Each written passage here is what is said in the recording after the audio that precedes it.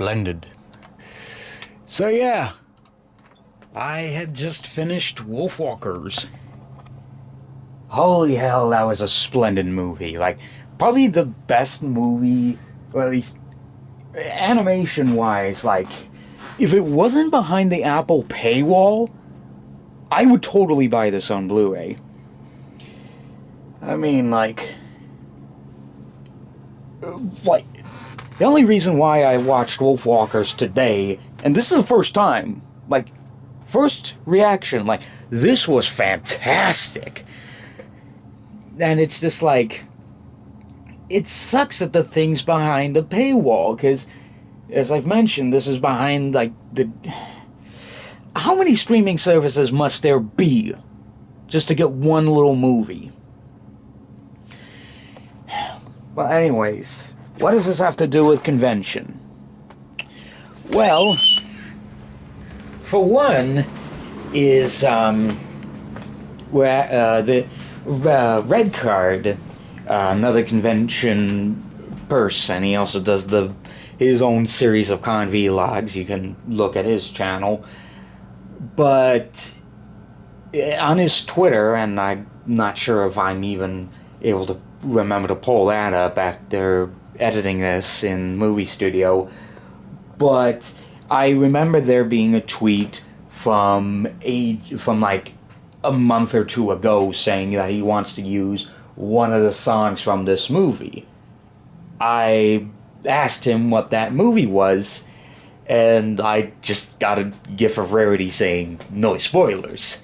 So I'm like, alright, I have to find out what he's gonna use.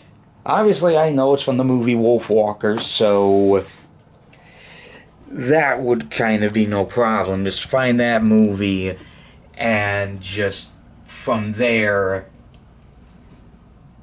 I'll grab some time, sit down, and watch it.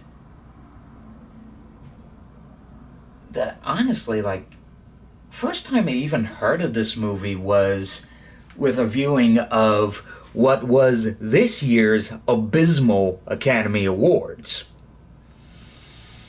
Yep, can't make that up. Because this was one of the movies that was nominated for animated feature, and, well, of course, Disney has bought their way up to their award, so yeah. But Wolfwalkers,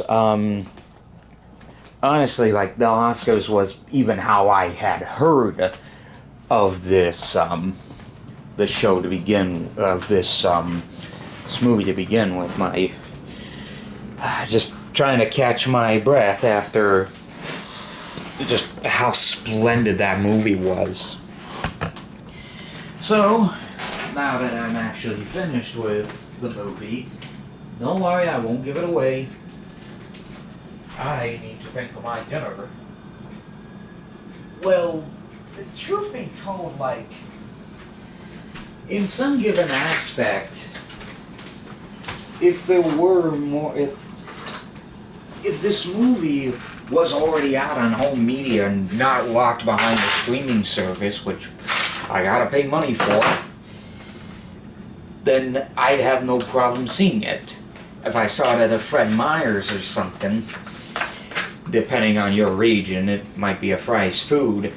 But up here where I live, there's a Fred Meyer's. They're a grocery store. They have electronics and DVDs and Blu-rays, jewelry store, pharmacy, all that fun stuff. But this is where they also sell Blu-rays in the Fred Meyer's. So yeah, just a lot to take into consideration. But of course, region to region, store to store, just whatever's there, it's there.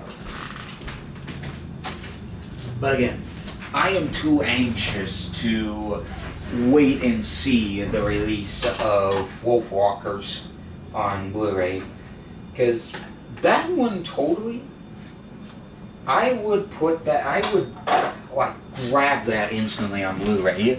If it was eligible for an Amazon Smile, I'd do it. Yeah, pretty much it's just like a day of, I saw this movie, go and watch it. Speaking of, I need to get back into reviewing. But again, this pandemic basically messed up the mind, you know, so good luck doing anything in that. So, 7 minutes. So yeah, basically for now, we just kind of chillax, kick back, and just enjoy what we have. Now, I do have some plans in mind on what I want to do for the weekend. I got a file pulled up on it on the website. Obviously, I'll print that and keep it next to me, next to the comm book, just so I know what is what. But also, like, what time potentially I may arrive at the Hilton Gardens from the hotel, and then once packed there, head into the Hyatt and obviously get the badge. So, I guess to start for Thursday, I'm probably planning on leaving somewhere between 10 to 11 a.m. because I need to stop by and go get my, let's pull the lights on here. I need to get this Xbox here sent into Pink Gorilla, a gaming shop in Seattle. I messaged them asking if they could remove the clock capacitor out of it. They said yes, and it's like $20, so no biggie, no problem there. So we have there to stop by first, maybe pick up some lunch, maybe at a Dick's Drive-In, possibly, but we'd have, I have to look further into that, see if there's time. Then plans, the schedule, what do I have here? It'll be awkward, but here's what I have lined up for the entirety of the convention. So Friday off, pretty much as a starter, the opening ceremonies, followed by Art of the Dress, which obviously I'm still like a novice in the cosplaying, but it's just, again, need as much panels as possible to fill in time. Bronies React, that's a big obvious. You have to go to that one.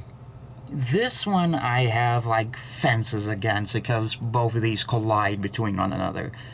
I originally had brony positivity in the cosplay community in this one, but it crossed over and clashed in between the Iron cosplay. I went to the Iron cosplay last Everfree. That was a ton of fun. Me and a friend go there, just take a look at this, how everything's built.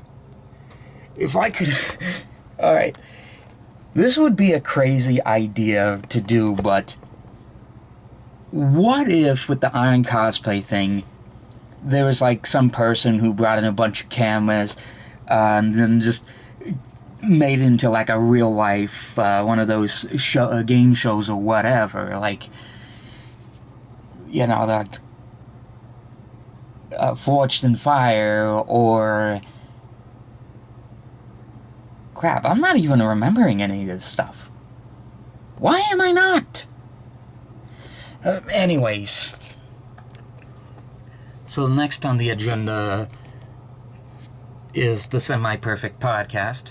I tune into that every Wednesday, so that's another big obvious. Pony Stock, got a lot of performers. Got a couple of performers I'm going to film there. I'm going to show them on screen here. So, the one thing I'm obviously going to do is get Forever Free Brony and Crusader and Forever Free Brony. Like, I'm gonna get Crusader and Forever Free Brony. Weird.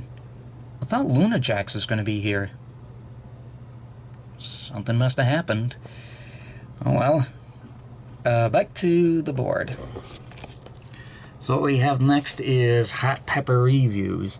This is where they basically eat like some chili peppers and whatnot and just try and recap an episode. This one, another conflicting problem, cosplay contest. I love what comes here, but I don't know how many people are going to enter. Colliding with Cartoon Court, which is pretty much somewhat like Pony's Court.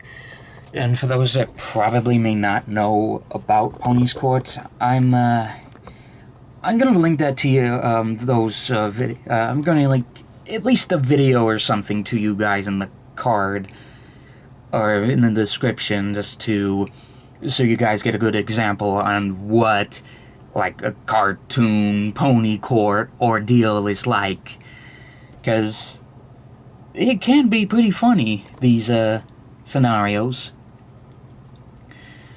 The one last conflict I have is with YouTube production with KP, though I had no interest in doing that at first, which it was just going to be free for Who's Line, but I found out through a little promo video on Toucan's Twitter, he was going to give audiences a sneak peek at the final MLP Meets video, as far as I know. The last MLP Meets video being Miraculous Ladybug. Truthfully, I thought it was only going to be the Sailor Moon that he'll ever, like, tackle the magical girl ordeal. Like, anything goes, but I guess it came down to a point where it's just like, there's so many people in his comments just posting out, do this meets MLP, do that meets MLP. I can remember one years ago, and like, this was when he was starting the MLP Meet series, so like, I was watching them since I first saw the MLP Unexpected video, where basically she just goes into Sugar Cube Corner and just winds up consuming all of the places, sweets and whatnot, and just, it is, I don't know, something about it just stuck out. It was funny, and I tuned in and watched every single one of the MLP Meets videos, even appeared in a few.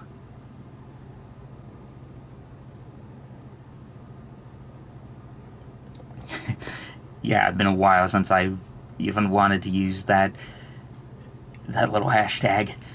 But yeah, just one of the earlier ones I can remember as I was watching his stuff is he had one for House, like, you know, House MD, the show about the doctor who seems to know the living crap out of everything. He teaches at a teaching hospital, Princeton Prainsboro Teaching Hospital and whatnot. It's a really good show. I do like it. There were some people that couldn't get into it, but it's theirs. It's there on how they watch it. But yeah, just that conflict right there. But probably something I can iron out or something. The cosplay stuff and these two are going to be tricky. But outside of that, the rest of this is normal. No conflicts. Everything is magic. I thought at first this was going to be like the... You know, like the... If any of you have seen the other pony conventions, there was these group of guys that winded up doing, like, they'd have these really bad, really terribly typed out stories or whatnot, And the objective is you had to read the whole thing without skipping one single thing. Every comma, every apostrophe, everything that is spelled in there, in that story, you have to read it all out. I think that might have been Riffing Rainbow or something. I need to look that up again. But, like, fun panel, fun everything, you know? So, Riffing is Magic, I guess, is similar to the panel at BronyCon, which is where they take on a form of... Or they just take, like, some random movie and then just kind of make fun of it and whatnot. AC Race Best has done it since BronyCon, so it should be interesting to see where it goes from here. Then the rest of it is just clear as daylight, just closing ceremonies, and that's it. Oh yeah, the gala. There were some stuff that, like, Sophie had planned a bowling event, but I need to speak with him further on, like, what time he wants to do that, because who do I want to film for the gala? Well, the Wostinator, for one. For Everfree Brony, obviously. Maybe Black Griffin, I'm unsure. But who knows, like, it just depends on the Sophie schedule and just when he wants to do the bowling thing. Because this is another quirk of Bellevue. There is no nearby Denny's. Yep. No nearby Denny's, so we'd have to think of something else to do, and the only other option is bowling. Insert Grand Theft Auto 4 reference here. If any of you have actually played that game, that is. Or at least know the meme, or whatever, or heard the line somewhere. But, yeah, that's what I have planned. Other than that, we've got the camera bag, new charger, and extended batteries. These things can go up to 8 hours. I obviously have to own one of these just to make sure that I have enough footage recorded and everything. Though with the SD card I have in here, it should be enough footage. I mean, other option is I just, I would just move around the whatnot, all the memory from in here, put them on a hard drive, and then continue onwards. So a little charger, so a standard battery can be left in here, while the two extended batteries can sit in here, and whatnot. So, at least I'm back to semi-square one, or could say square two in this case. But hopefully it's a guarantee the Sony ones will last a little longer. So, wrong pocket. Look forward to that. We have just about everything packed up. I'm still undecisive if I want to bring over my Switch or not. It's not packed in here yet, it's just odd thought. But Switch is there. Been playing some Ninjala. But, so yeah, it's like, I've also been considering some things. Outside of me packing the Sony, having this camera here, I was thinking about packing all of these. Yes, everything from the old Canon to this GoPro, which was only seen once in the 2019 vlogs. This one, seen in the 2016 vlogs. Because that was the one where I recorded with the...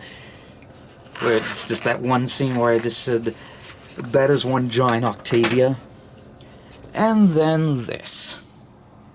Which, for people, they may recognize this camera from the, from when I did record Kill Screen Session.